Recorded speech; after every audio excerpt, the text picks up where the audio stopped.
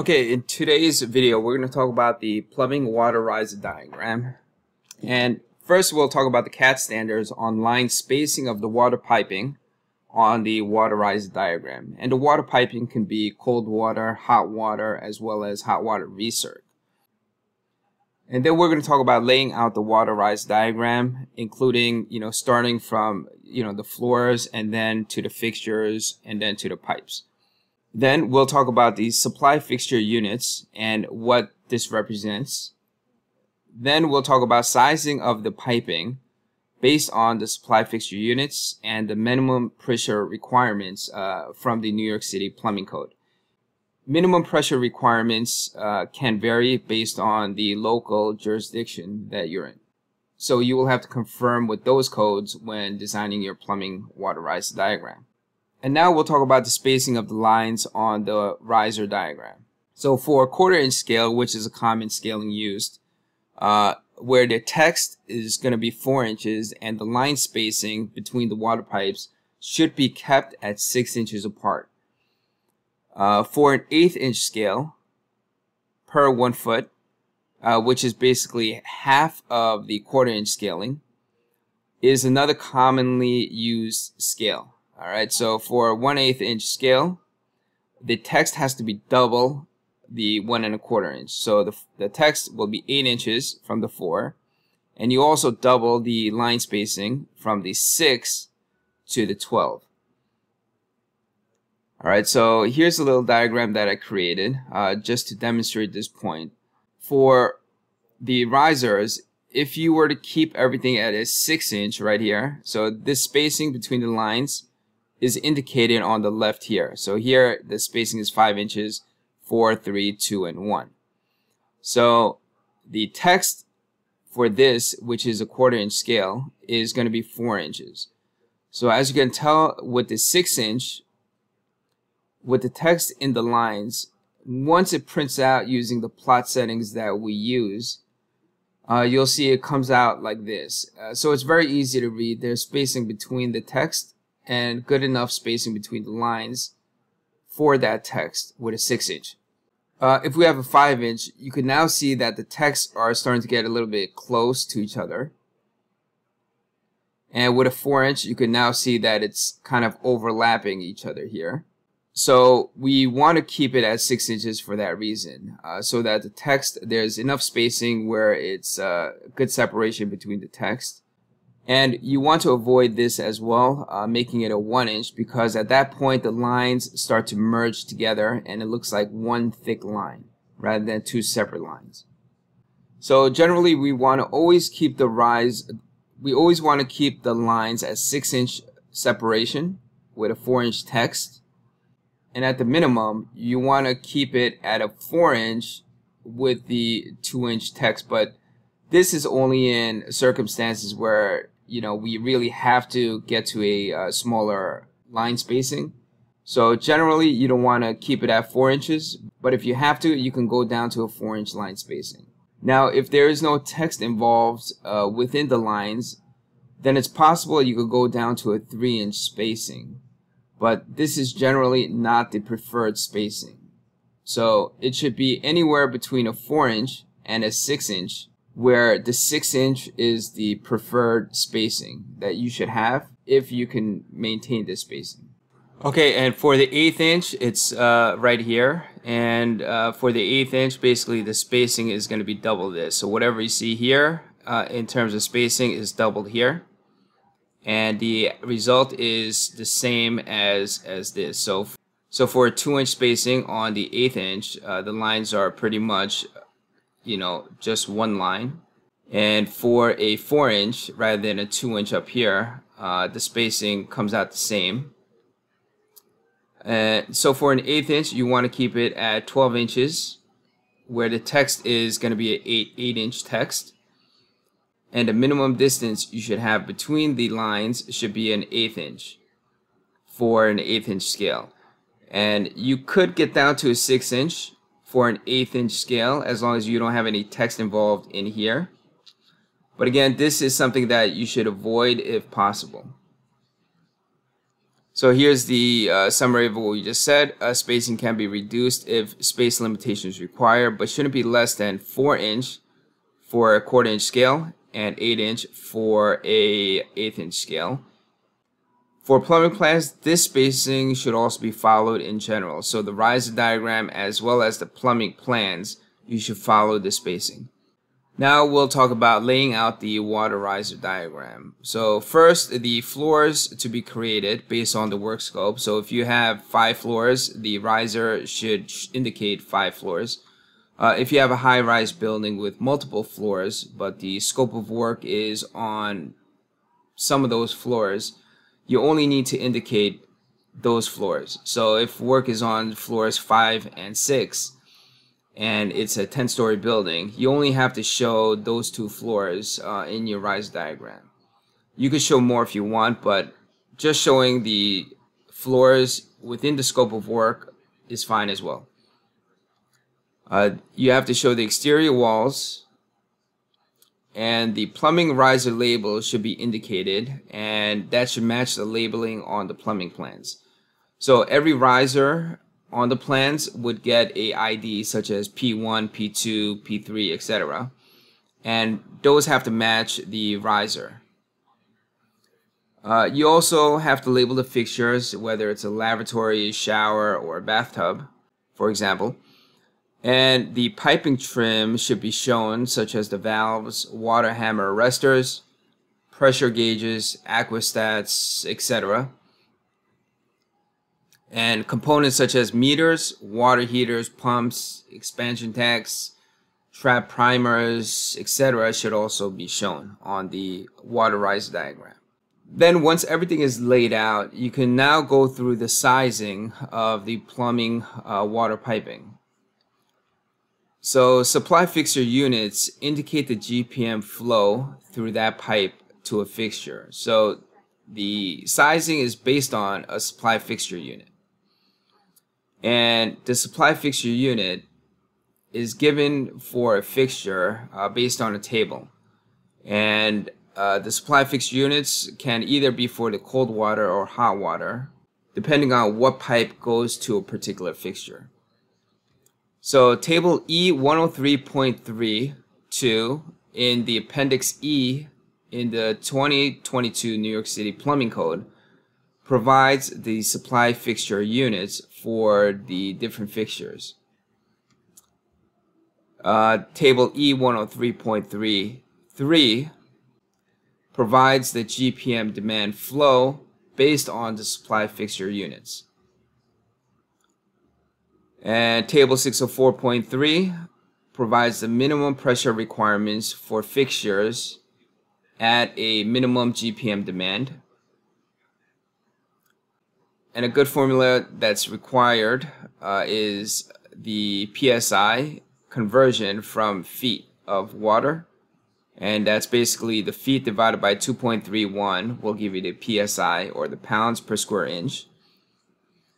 Losses also need to be calculated from components such as backflows, meters, and valves when you do the calculation. And some general estimates you can use for a backflow device would be 10 psi of loss. It could be less, but generally this is on the higher psi loss range for backflows. And for meters, generally the higher loss is around 5 psi. So these are conservative values you can use in your calculation. Figure E103.33 to be used for sizing piping based on velocity at about 5 feet per second. Too much velocity will increase erosion of piping and lead to higher levels of noise. So when you size the piping, you want to size it for about 5 feet per second velocity. So I basically indicated all the different tables that are used, as well as some of the formula conversions that will be needed when sizing the water piping. And I'm going to now demonstrate through an example how all of this can be applied. Alright, so we're going to do the water riser diagram for this example here. And this one is basically from the cellar. We have basement floor, 1, 2, and 3 floors, and a roof. So we got 3 floors, basement, cellar, and a roof. So first we need to create the floors. So I'm going to copy the water rise diagram from the template to use as an example. So I'm going to just copy this one, and we're going to copy it, and I'll move it right here. So we have a cellar, basement, so I'm going to call this cellar.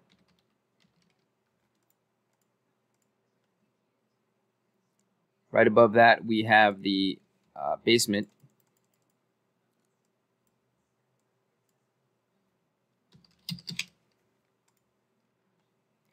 First, second, third, and then we have a roof.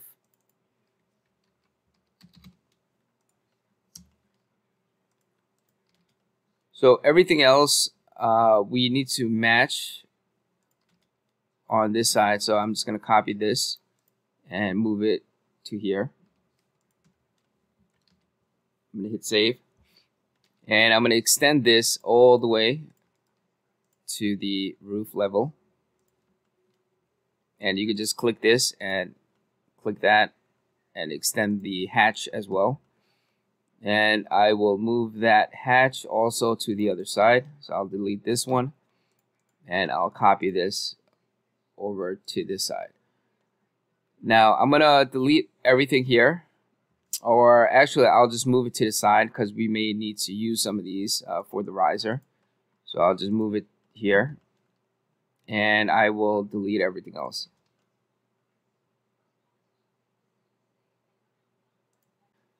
So now that we have that, let's start from the water service, and we'll work our way back throughout the whole building. So starting at the service. So this is how the service looks like in our example. We have a 2-inch service that comes in. We have a house control valve, a meter inlet control valve, to a 2-inch meter and a 2-inch RPZ. And it's all connected, brand new from the city water service. So I will use the same setup for the water riser diagram here. So we have to label this as a 2-inch, not a combined, but it's just a domestic water service.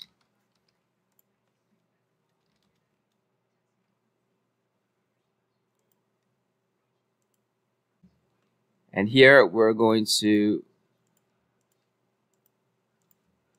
make this yellow for existing. And this is the connected existing symbol here. And everything is labeled correctly here. So we have to show a house control valve, which is the gate valve. So these are ball valves here. So we're going to find a symbol for a gate valve in the symbol list. And we'll place it here. So we have one for the house control valve. We have one for the meter inlet control valve. So this valve could leave. This is for a sprinkler system. So we'll just take that out since in our example we don't have a sprinkler system. I'll try to keep all the text colors the same so it prints out the same. So I'll change that to green. And I'll just modify some of these text so it's centered, and just trim the piping inside the valve. So you could just hit the TR command and trim it. So we'll label these valves as well. So new 2-inch house control valve. Then we also have a new 2-inch meter inlet control valve. If you go back to the plans, we have a 2-inch meter and then the RPZ. So here we have the new 2-inch approved water meter, the 2-inch RPZ. And what we show on the riser can be more information than what's on the plan. So here we'll show the new 2-inch drain. And after a backflow device, you actually need another valve. So I'm going to make some room here. And I'll add this valve here. And this valve is called the meter outlet control valve. So I'll move this here. And it's called the meter outlet control valve, MOCV. And I'll just bring it closer to what it's pointing to. And this is a pressure gauge, and this will be another valve. We don't actually need this, and the actual order would be a drain and then the meter outlet control valve. So I'll just move this over to this side here.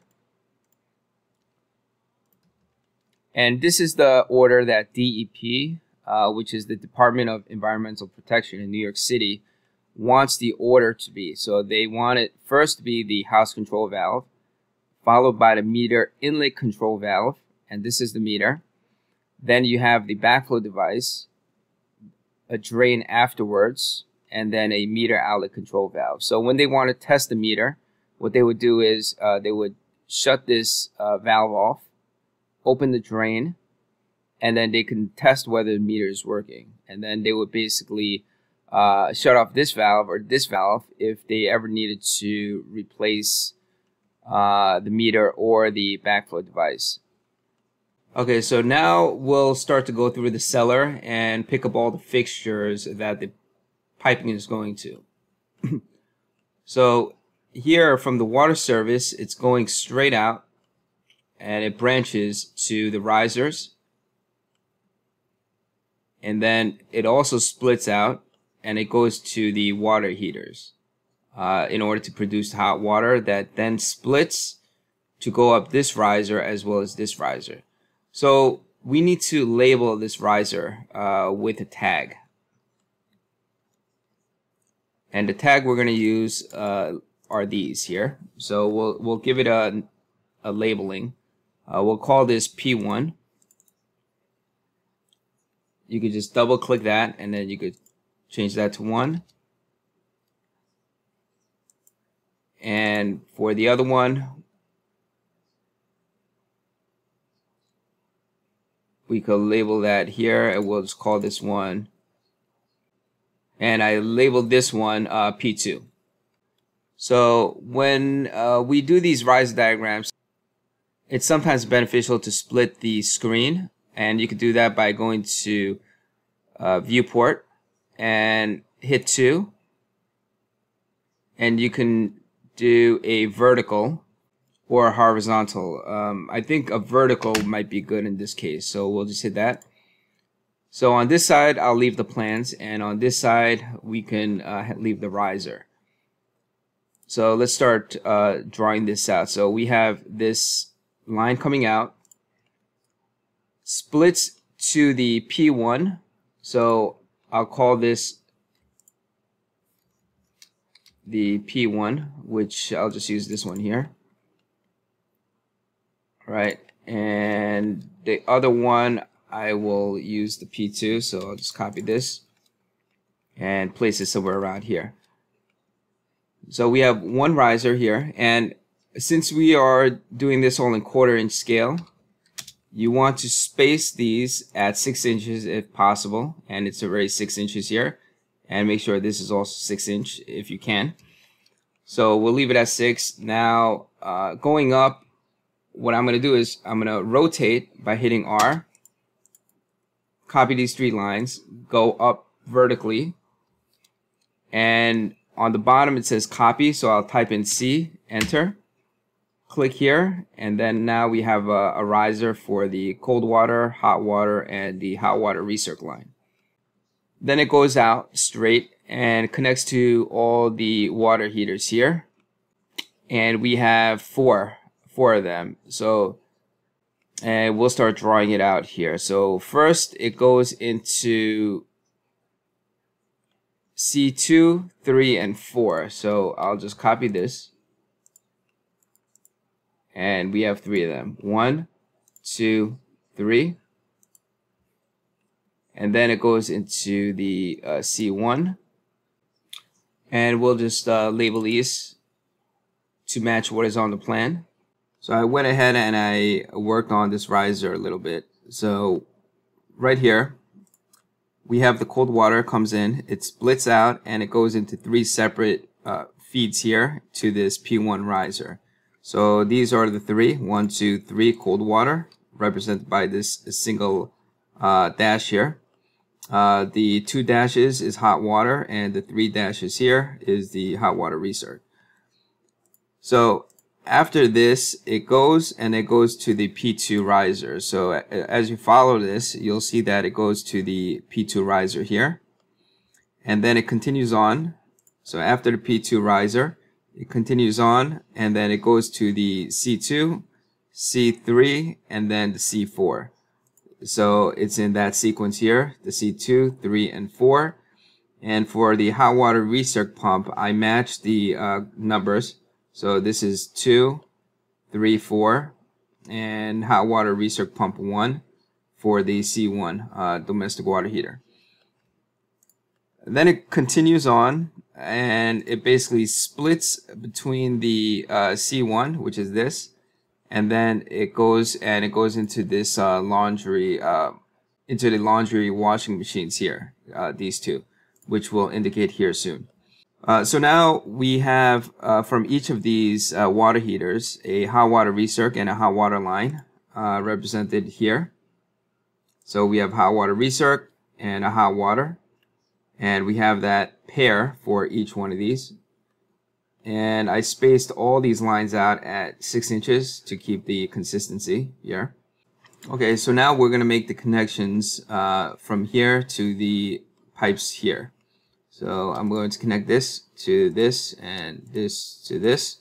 So if you look here, the C2, which is here, it goes in and it splits to both of the risers. So that's what is indicated here. So it comes out and one splits up to this, and it continues and splits to the other riser here. Then the C2 is now followed by the C4. So and now the C3 is followed by the C4. So C3 is going to go up here, and this will connect here by using the fill command, which is just F space or F enter. And then you can hit space to repeat the previous command. So I'm going to do that for the C4 as well.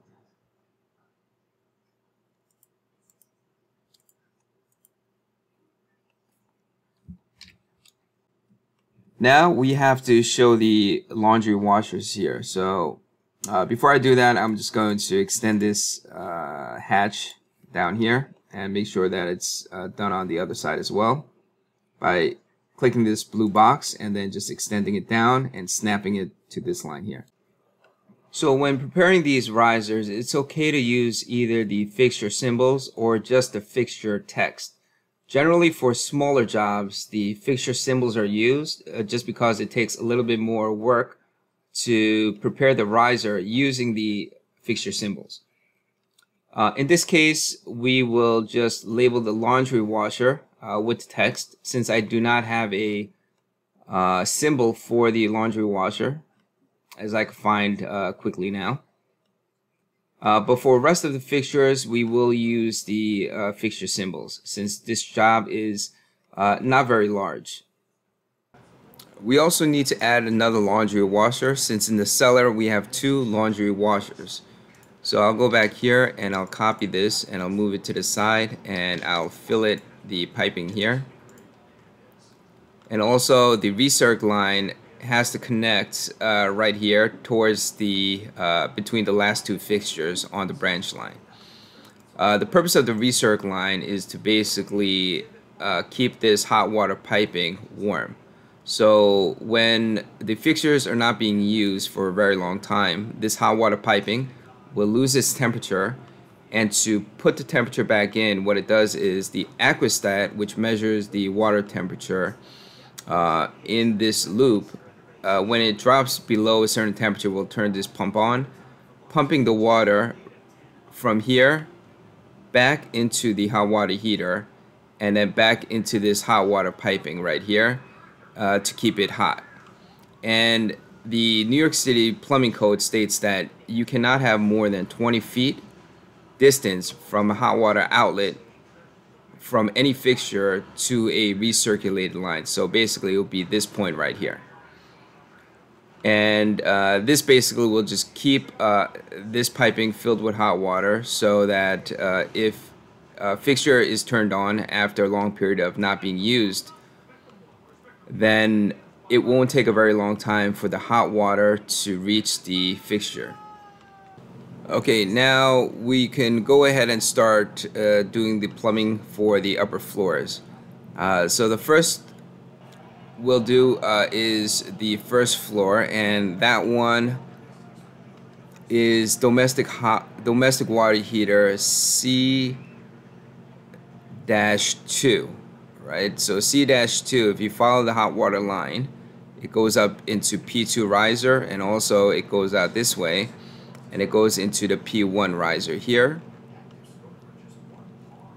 and then from there it'll serve the washer dryer, or in this case it's just the laundry washer.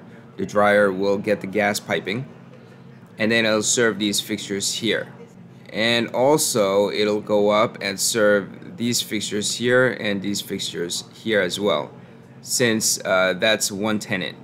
So the C-2 will serve the tenants on the first and basement floor here. C3 will be the tenant on the second floor, and C4 will be for the tenant on the third floor. So if you go here, C4, you can see it goes up here, and it goes here, and you can see it goes up to this riser here, and then it goes here, and then you can see it turns here, it goes back up, and then it goes to the third floor. So you can see that the C4 is for the tenant on the third floor. Okay, so going back to the C-2 domestic water heater, we'll start with here, the P2, right? So P2 goes to this laundry washer dryer. So P2 is on this side, so we need to copy this, and I try to keep consistency, so we're gonna copy it from this base point here, and we'll paste it right here, so we have a consistent distance from this line. And now we have to create horizontal lines, so I could just copy these lines here, and again I'll paste it from here to here, and I will fillet the hot water to the cold water, and then connect it to the vertical lines here, and I'll connect the hot water recirc line as well, and I'll connect the hot water recirc line as well, and I'll connect it right here.